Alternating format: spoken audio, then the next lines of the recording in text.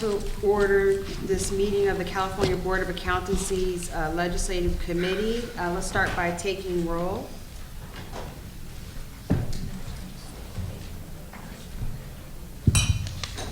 If we want to just have our members state their name for the roll call, starting with Ms. Wright, please. Kathleen Wright. Larry Kaplan. Deirdre Robinson. George Vermillet. And I'm Carrie Ann Farrell-Hines, Chair of the committee.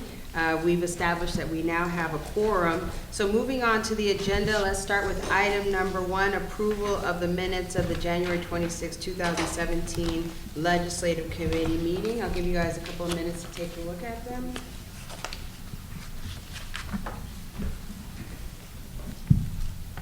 I make a motion to approve the minutes.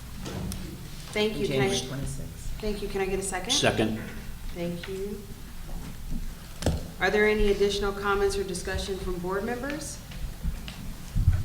Seeing none, are there any comments from the public? I'll now call for the vote. Right. Carrie Ann Farrell-Hines, Yes. George Vermillet, Yes. Larry Kaplan, Yes. Deirdre Robinson, Yes. Kathleen Wright, Yes.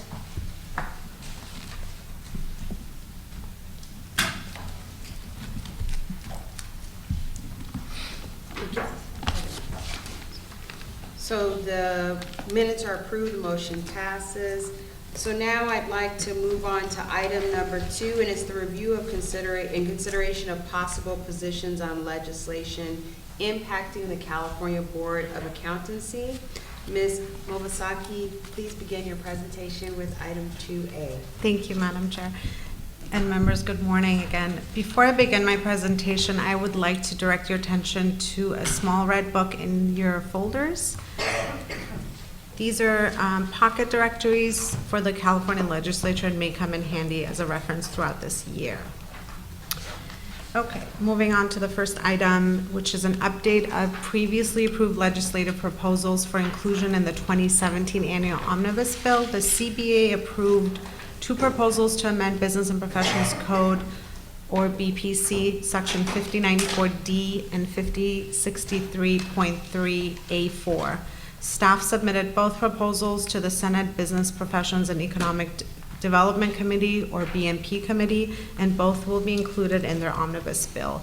There is no bill number at this time, as committee bills do not need to be introduced as quickly as regular bills and work along a different timeline. However, staff will be keeping in contact with Senate committee staff as this bill works through the process. The first proposal involves BPC 5094D regarding credential evaluation services requirements and would correct a minor inaccuracy in the name of one organization by changing one word from the American Association of Collegiate Registrars and Admissions Officers from singular to plural. It would also update the name of a member organization, the National Association for Foreign Student Affairs, to reflect its current name, NAFSA: Association of International Educators. The second proposal would amend Business Professions Code 5063.3A4 to clarify that during a sale or merger of a practice, a licensee may only disclose the information to a successor licensee or person if the parties enter into a written non-disclosure agreement. This proposal would update California law to keep it current with applicable professional standards and furthers the CBA's mission to protect consumers. When legislation that contains these 2 proposals is introduced, staff will bring it forward with a recommendation. At this time, I would like to turn it back to the chair, and I'm happy to answer any questions. Thank you. I don't have any questions on this item. I'd like to open it up for the board. Are there any comments from the board?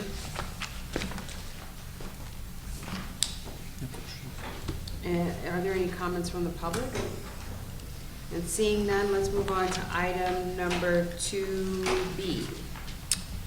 Since the mail-out, Assembly Bill 349 has been amended. It will no longer pertain to licensees. According to the author's office, the amended version provides anyone with a special immigrant visa extra points when taking a civil service exam in the pursuit of employment with the state of California. Staff do not have a recommendation on this bill.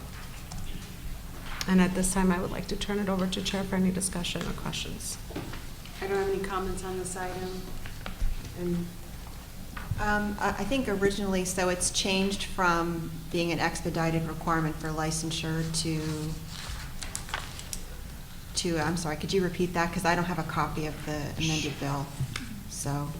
It would change it to any person with a special immigrant visa would get points, like currently veterans get points on their civil service exam. Okay. For so employment with the For civil state. service employment with the state. Correct. Okay, thank you.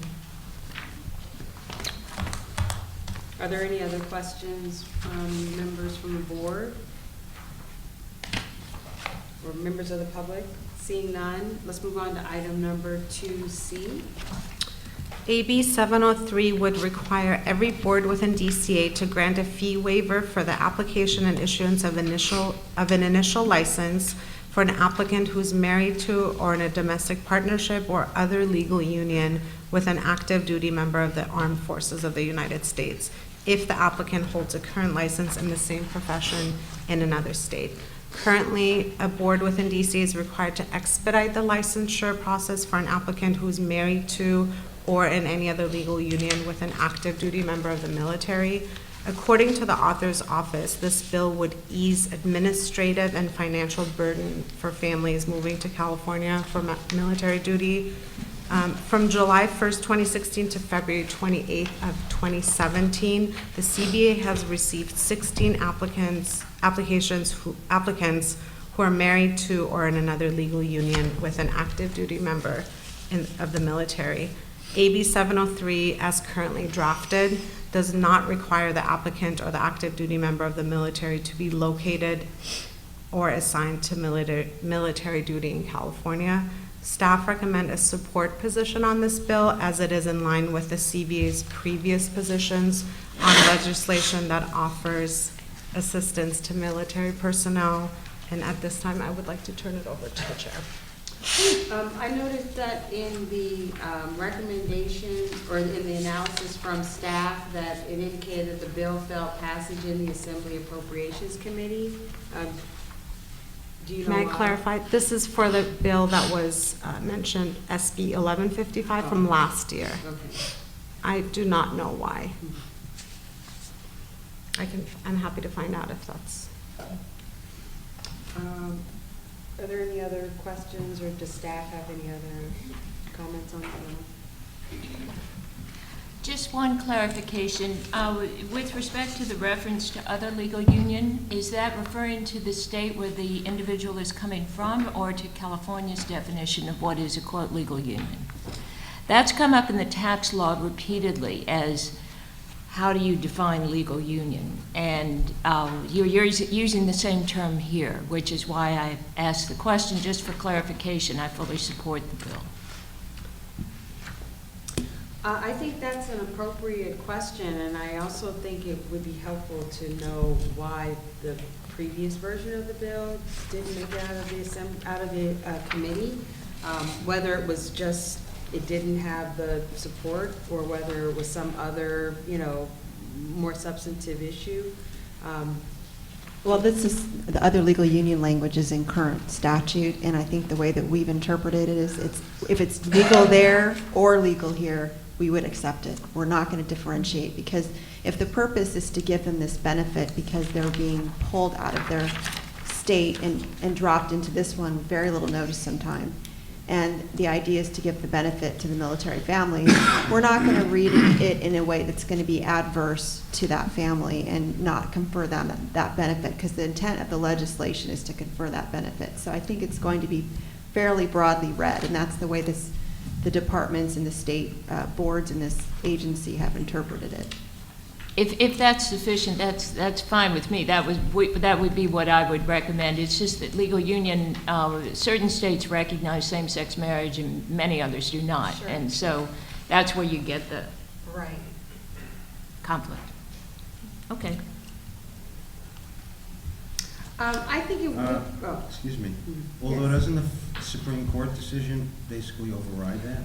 That was my understanding as well. So, but regardless, I think at the end of the day, if they're asserting that they have a valid legal union and it's valid here, we would accept it. here's where it comes up. If they're domestic partners, which is a legally recognized relationship Correct. in another state, and they have voluntarily opted not to enter into a legal marriage, but to retain their status as a domestic partner, and then they come to California and you get into all this, well, their legal union is quote a domestic partner with their acknowledged action that they know they can be legally married, but they've opted not to do that, Right. It says qualify domestic- them for this benefit, and that's a detail that we, don't Right. need to pursue, but that's how it comes up. Right, it does say domestic partnership, actually, or other legal union. Yeah, right, So it okay. covers both Enough. scenarios. That's enough, okay. Thank you.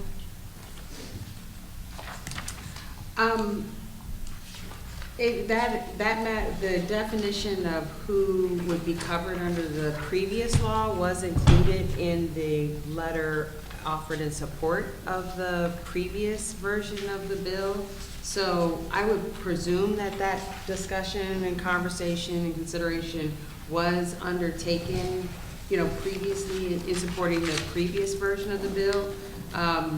So, if Ms. Wright is comfortable with the discussion that we're having here today, then I'm fine with us not holding up our recommendation based upon that. But I still think it would be appropriate for us to have some report back as to why the previous version of the bill didn't pass. I think it just would be helpful to know that before we take a formal position as a board. So if we could have that for the next meeting, that would be very helpful. Definitely. So at this time, we will not take a position on item 2C, and we will await a report back from staff on that matter. So you don't want to make a recommendation to support the legislation at this point? No, not at this point. All right, moving on to item number 2D. Okay, AB 1190 would add a section to the Business and Professions Code to require DCA to submit an annual report to the legislature that includes, among other things, DCA's plans for implementing the third phase of the BREEZE system at specified regulatory entities and a timeline for the implementation. The BREEZE system was created by DCA to serve as an online licensing and enforcement database for use by all DCA boards and bureaus. The primary purpose was to replace its present antiquated database and provide many features such as online renewal capability and the ability to pay with a credit card and more. Staff recommend a support position on this bill, and I would like to turn it over to the chair. Thank you. And it appears this bill is part of a process that the CBA is engaged in streamlining operations and in the interest of promoting government transparency. So I'd like to open it up now for discussion from the board, or ask if staff has any recommendations or feedback on this, any further recommendations or feedback on this. Seeing none, I'll open it up for comments from the public. Seeing none, then I will entertain a motion to adopt the staff's recommendation for position on this matter. So moved. And the position is support? Is to support, yes, to support the bill. I'll now call for the vote. Oh, no, it was Mr. Kaplan and Ms. Wright. And then when you have the motion, you have to take public comment again. Oh, okay, are there any comments from the public? Thank you. Seeing none, I'll call for the vote now. Kathleen Wright, Yes? Deirdre Robinson, Yes. Jin Oying, Yes. Larry Kaplan, Yes. George Familet, Yes. Carrie Ann Farrell Hines. Yes. All right, thank you. Can we move along to item 2E, please? Yes. AB 1631 would add the definition of professional services contained in the Moscone-Knox Professional Corporation Act to Business Professions Code. The Moscone-Knox Professional Corporation Act defines professional services as, quote, any type of professional service that may be lawfully rendered only pursuant to license, certification, or registration authorized by the BPC, the Chiropractic Act, or the Osteopathic Act. End of quote. The CBA licenses accountancy corporations, and our relevant statutes reference the Moscone-Knox Professional Corporations Act as a provision of law relevant to the CBA operations. Therefore, it is believed that AB 1631 would not have any significant impact on the CBA. Staff recommend a watch position, as this bill presently does not appear to have an impact on the CBA, and will monitor the bill and bring it to a future CBA meeting. And I'd like to turn it over to the chair. Thank you. Is there any additional discussion on this item?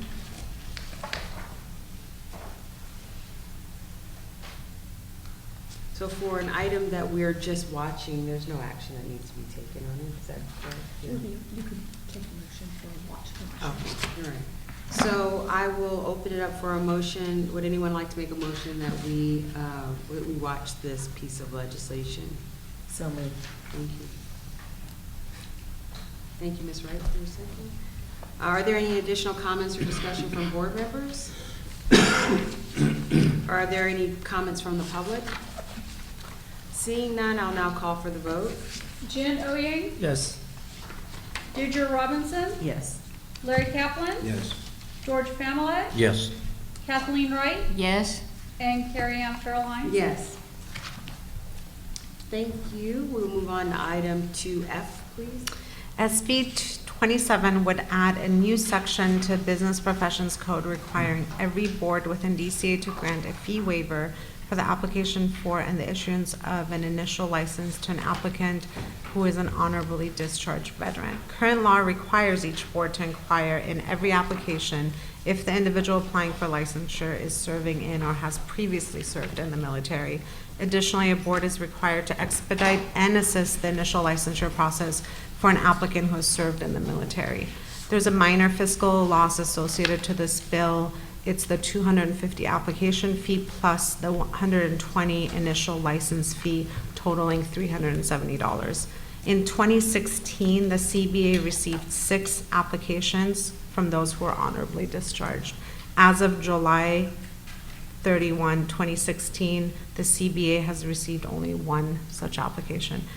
The same bill was introduced last year as SB 1155 and failed to pass out of the Assembly Appropriations Committee. Staff do recommend a support position on this bill, as it is in line with the CBA's positions on previous legislation offering assistance to military personnel, and is consistent with the support position the CBA took last year on SB 1155. I'd like to turn it over to the chair. Thank you. So it appears that they broke up that SB 1155 and they broke it into some of the individual matters and introduced them individually as separate bills.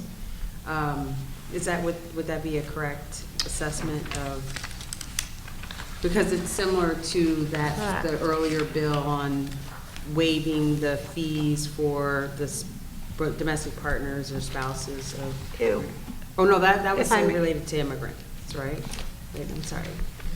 So this, as far as SB 1155, it's the exact same language as SB 27 this year. But SB 1155, it sounds like that was a bigger bill, a bill that contained more items in it, and then we have a couple of the items that were in last year's SB 1155, they are now introduced in separate bills, is that correct? So you're referencing my previous item that I Yes. presented? So I believe it was brought to the committee as a reference point because it was dealing with military and expedition. It's the exact same bill. There wasn't another component that was separated out of it last year. It was more of to say that it's relevant to what the LC did last year and what the CBA took a position on. Oh, okay, all right. Are there any other questions or comments? The staff, and you have any additional information to offer?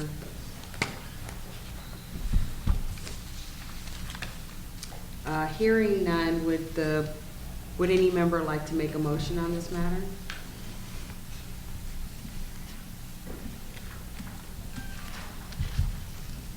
I'll move. Ms. Brown? Yeah, you wanted a motion, right? Yes, Yes, I will make that motion. to, Support the bill? Yes. To follow the recommendation of support the bill on SB 27. Second. are there any additional comments or discussion from board members? Are there any comments from the public? Hearing and seeing none, I'll call for the vote. George Familet? Yes. Carrie Ann Farrell-Lynes? Yes. Kathleen Wright? Yes. Jen Ouyang? Yes. Deirdre Robinson? Yes. And Larry Kaplan. Yes. So now I'd like to move on to item 2G. SB 496 would allow the governor to remove a DCA board member appointed by the governor from their position if they fail to attend board meetings. This bill amends Business and Professions Code, Section 106, which already authorizes the governor to remove board members appointed by him or her under certain conditions. Specifically, SB 496 would include the failure to attend board meetings as one example of continued neglect of duties. Under current law, the governor has the power to remove any board member appointed by him or her if that member neglects their duties required by law, is incompetent, or engages in unprofessional conduct. Staff do not have a recommendation on this bill, and I'd like to turn it over to the chair. Thank you. When this bill was presented as part of our packet, I asked staff to inquire as to what the motivation was for the introduction of this bill, because it seemed redundant.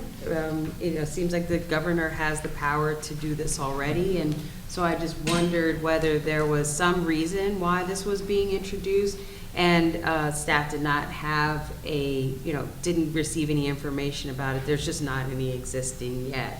So I just wanted to, share that information with you all, and there's not a recommendation for a position on it. We can just, take a position of watching the bill in the meantime. Would any member like to make a motion, or I guess I should open it up to any other questions or comments from the board. I have a question. This sounds like a good idea. Why would we not support it? I just thought it wasn't clear why it was being introduced. I had the question as to the why.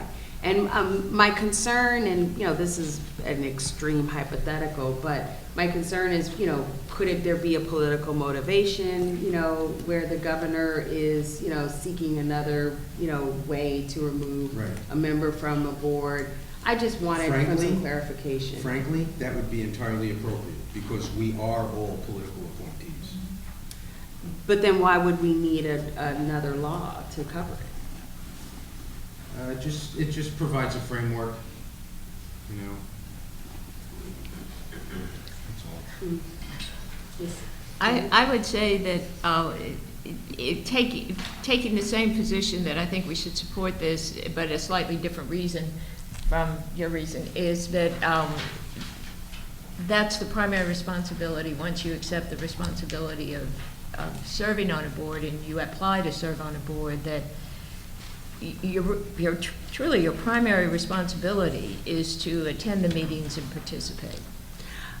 I just feel like at this point in time, we're reading motivations into the bill and rationale into the bill that doesn't exist. And since I think until there's some kind of report back from the legislature as to what the intended, what the rationale was behind it, because it's a pretty, scarce bill, and there's nothing to give us any understanding as to why it was introduced.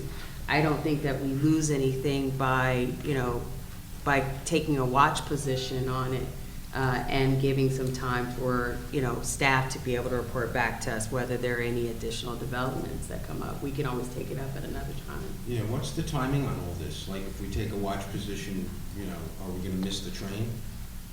Yeah. Yes, please.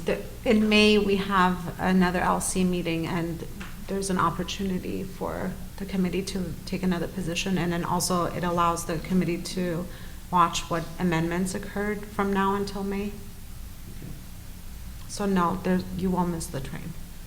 But if we take a position of supporting it, then we would have to then revisit it later to decide to change our position.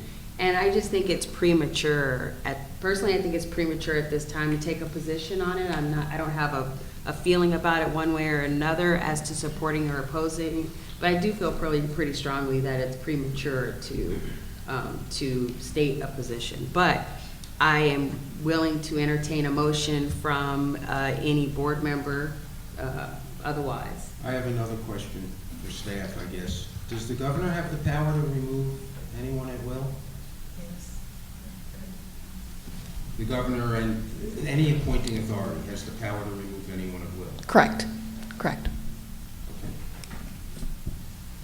Okay. It would have to be based on one of these standards as set forth here, but, you know, typically he just calls them up and says, I'd like your resignation.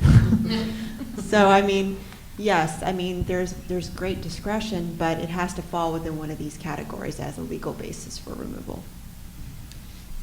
Yes.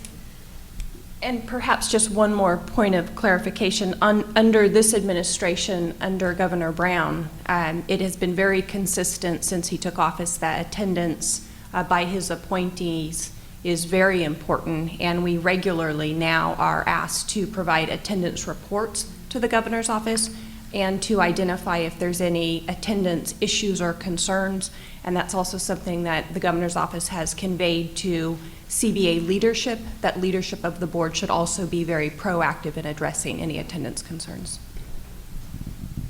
And I just have to say, that makes me even more, curious as to why this bill was introduced, because if that's a power and authority that the governor already has, why introduce another bill to take up additional time to be considered and enacted?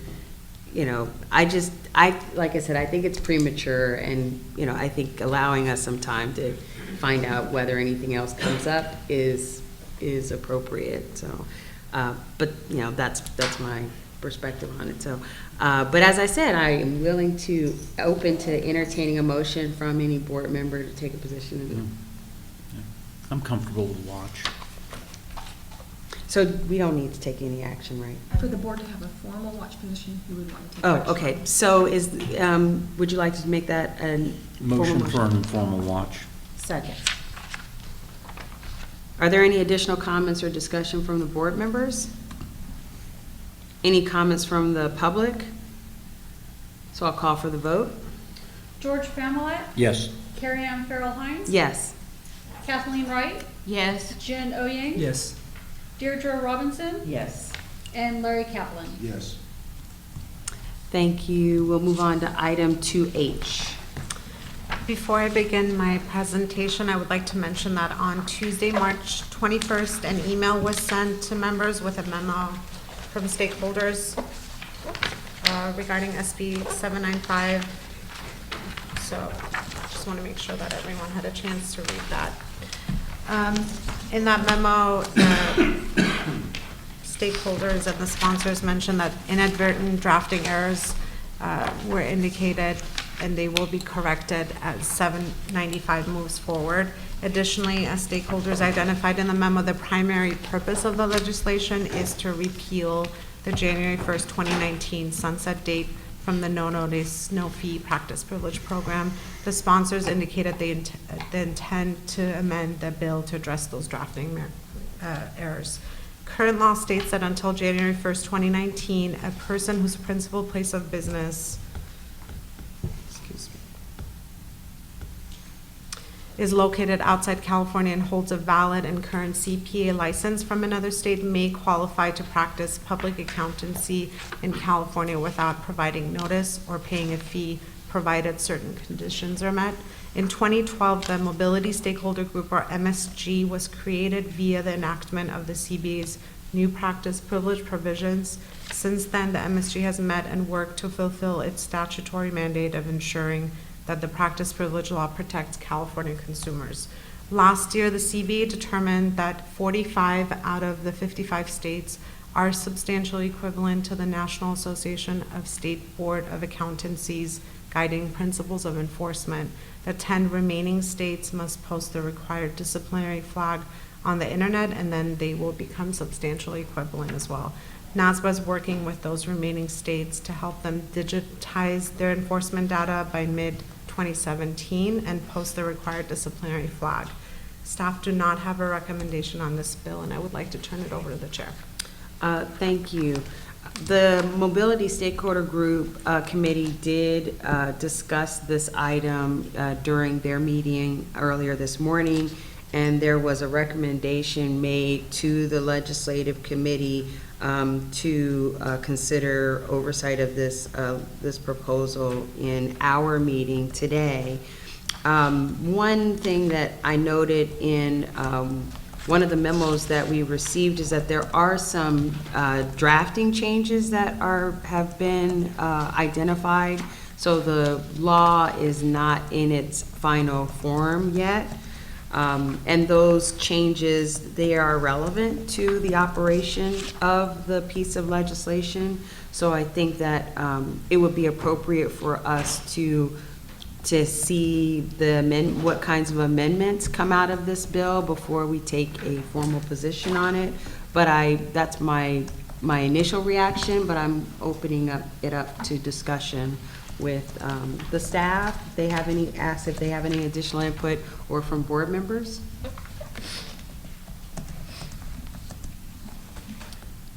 Seeing and hearing none, would any member, I'm sorry. So, with respect to the information provided by the Mobility Stakeholder Group, the clarification responses that are indicated on that memo that Ms. Mobasaki provided on the 21st, my concerns regarding the removal of the investigative authority and the regulatory authority for adopting practice privilege provisions appears to have been addressed, because they've indicated those were inadvertent deletions and they should be restored. So I'm glad to hear that. The part that I would like to see the staff perhaps work with the author's office more on is how the last bullet here describes the working between those states that are not recognized as substantially equivalent and keeping those provisions that require a notice and a fee if they're not considered substantially equivalent. Working the technicalities out of how that language is kept, because it looks like it was struck in the bill that's before you. And so that would be my recommendation to the committee, Okay. to follow the MSG's kind of recommendation on that. And now, is that something, the operation of that, is that something where staff works on that internally, but there doesn't need to be any advisement from the committee at this time? Correct, and we've already worked with the various stakeholders and reached agreement that following this meeting, we'll be working with them as well as with council to come up with some proposed language. So then it sounds like it would be appropriate for us to just continue to watch the bill and wait any report back as to changes that are made to it, and potentially allow for a recommendation from the staff as to a position that we would take on the bill. Do any other board members have any other questions or comments? And staff, do you have any additional? Just to clarify, did you want to take a watch position? I would like to entertain a motion to take a watch position on this bill. Okay, I'll make the motion to watch the bill. Thank you, Ms. Wright. I'll second. Thank you, Ms. Robinson. Are there any additional comments or discussion from members of the board? Are there any comments from the public? Hearing and seeing none, I'll call for the vote. Jin Oying, Yes. Larry Kaplan, Yes. Carrie Ann Farrell Hines. Yes. Deidre Robinson, Yes. Kathleen Wright, Yes? and George Pamela. Yes. Thank you. We'll move on to item 2I. A spot bill is a bill which amends a code section in a non-substantive way. A spot bill may be introduced to ensure that a vehicle will be available at a later date. The purpose of this agenda item is to provide the CBA just with a list of bills which may have potential implications on the CBA. I would now like to turn your attention to the fact sheet, to SB 247, which was sent last week via the second mail out. When introduced on February 6th, SB 247 was a spot bill and therefore no analysis was prepared for your board meeting materials. However, on March 20th, the bill was amended in line with the fact sheet sent to you last week. Unfortunately, staff did not have time to write an analysis, so I would like to just summarize this new version, if that's okay with the chair. Please. Thank you. The bill currently repeals the requirements for an individual to obtain a license to perform the following activities: fitting or selling hearing aids, locksmithing, barbering, or the application of makeup, disposing of cremated human remains, and performing custom upholstery services. The bill repeals the requirement that a licensed private investigator maintain a physical office in California and repeals the requirement that auctioneers and auction companies maintain a bond issued by a surety company. Finally, the bill prevents a city or county from imposing their own licensing or fee requirements on any profession unless already subject to city or county licensing requirement prior to January 1st, 2018. The bill declares the intention of the legislature to, quote, occupy the whole field of the licensure and regulation of professions and vocations, end of quote. Staff do not have a recommendation on this bill, and this does conclude my presentation. Thank you. Yes, please. I might just add that in addition to the fact sheet that was sent out in your red folders, each of you should have a copy of the actual language. It doesn't have a listing of an agenda item, but it's, again, SB 247 if you want to see the language. Mr. Kaplan? You know, I'm looking at the actual language. It also talks about the state contractor state licensing board, but I don't see that in the fact sheet.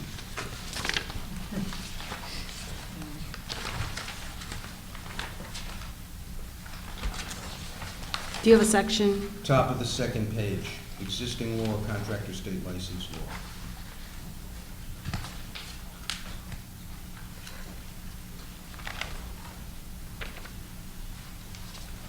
Basically says if you do less than if it's a less than $500 job, then you don't need a license. And also landscaping. I apologize. Yes, this bill, I apologize, that was an error on my part. The bill is modified in the regulation of the following profession. The certain landscape and fee service contractors are currently required to obtain a license if they work on a contract valued at $500 or more. The bill only requires a certain license to work, certain licensee to work on projects valued at $25,000 or more. I apologize for that. To me, that's the most important consumer protection that he's trying to eliminate, frankly. You know, Miss we all Wright? know about contractors. You know, anybody who's had their house renovated, the importance of having a strong enforcement and regulatory environment for state contractors, for contractors in the state. So to me, that's the most important thing, you know, like, okay, makeup, like, all right, you know, so you look bad one day, you know, but contracting is, to me, that's a big deal. Ms. Wright? Is the rationale for this bill the fact that these professions are perceived not to necessitate a technical competence associated with the service that they provide to the public? Is that the idea behind it? I mean, most of the professions that are licensed either for one of two reasons. One, because technical expertise is required to protect the public. There are various tests that are administered, and then continuing education requirements such as CPAs. And the alternative, the second reason for requiring a license, like a liquor license, is not to demonstrate any particular skill, but rather to raise revenue. So now we're taking this specific group of folks and saying they don't need a license, and is that because, and I agree with Larry that I would think some of these have a competency requirement associated with getting the license, and so are we saying that there is no competency required now for these professions? Is that the rationale? Well, I happen to be the current Contractor State License Board counsel, so Oh, I can good. tell you right now that there is heavy testing of contractors for licenses, and a solar installation can run you anywhere in the neighborhood of $20,000 or more to install, and it's highly complicated and technical, and are tests given for the solar contractor license, for example. So, no, I mean, there's a lot of testing that goes on with a lot of these professions in here, so I don't know if that is not an issue from my perspective, but I don't know if we have any information as to why these professions were picked. Because this was such a last-minute amendment, I didn't actually have the text until just now. So I haven't had a chance to look at it, but I think that currently the bill doesn't impact your agency, but I would recommend watching it because it could be amended at any time and it could become applicable to your agency. So for that reason alone, I think at a minimum you'd want to watch it. With respect to the broader consumer protection issue, that certainly you could take a position relative to that. But if you're looking at how it would impact your agency specifically, I don't see it as currently impacting you at the moment, but it could. Mr. Bone? Yes, thank you. Ms. Wright, this may provide some help for the question I think you're reaching for. In the fact sheet, which is in the supplemental materials for this item, under issue background, in the first paragraph, it may speak to some of the author's intent, where it says, occupational licensing laws exist in theory to protect the public by requiring certain professions obtain a license before legally working in California. However, many current licensing laws do little to protect the public and are an artificial barrier for middle-class jobs. So that may speak somewhat to, I think, the question I think you were. My concern about this bill, from the consumer protection standpoint, is that while the intended, rationale is commendable and notable and relevant, I don't think that eliminating the licensing requirement is necessarily the best way to go at, eliminating the barrier and the obstacle to people being able to perform these jobs. Diminishing the oversight and the protection of the public doesn't seem like it should be either the public is protected or people get to make a living. It seems like there are other ways that that goal could be achieved. So I don't think that our board necessarily needs to take a position of supporting this bill or this kind of bill, without sort of making that known. Our board is charged with protecting the public, and I think if we were going to take any kind of position, it should have that as our intended mission, our intended goal. Mr. Kaplan? Yeah, looking at this list, there's a couple like makeup artists, but the fact is hearing aid dispensers, okay? Who gets hearing aids? Elderly people, okay? A commonly abused demographic of our population. Private investigators who are in the position to violate people's civil liberties by nature of their work. Those two really stick out, and of course the landscape contractors. The fact is if you want to give people more access to middle-class jobs, then maybe you need to do more things like training and proactive programs that can provide that access that could actually be funded with the licensing fees that come from this. Finally, knowing the politics of the author and the sponsor, okay, we know that the ulterior motive is all about basically dismantling the regulatory powers of the state. So I would propose that we oppose this. Is that a motion? That's a motion. Second. Okay, so we have a motion on the floor. Are there any additional comments or discussion from board members? Could you repeat the motion, just so we know for sure what we're voting on? Yeah, oppose the, Just oppose the Just bill? oppose, Okay, yeah, that's oppose fine, the I bill. just wanted to be sure. Any additional comments or discussion from the board? Any comments from the public? Hearing and seeing none, I'll call for the vote. Larry Kaplan, yes. George Family, No. Carrie Ann Farrell Hines, Abstain. Kathleen Wright, Yes. Deidre Robinson, Yes. and Jen Oyang. No. The motion So, carries. Motion carries. Okay, so we will now move on to agenda item 3. So at this time, there is no new legislation. Agenda item number 4, are there any public comments?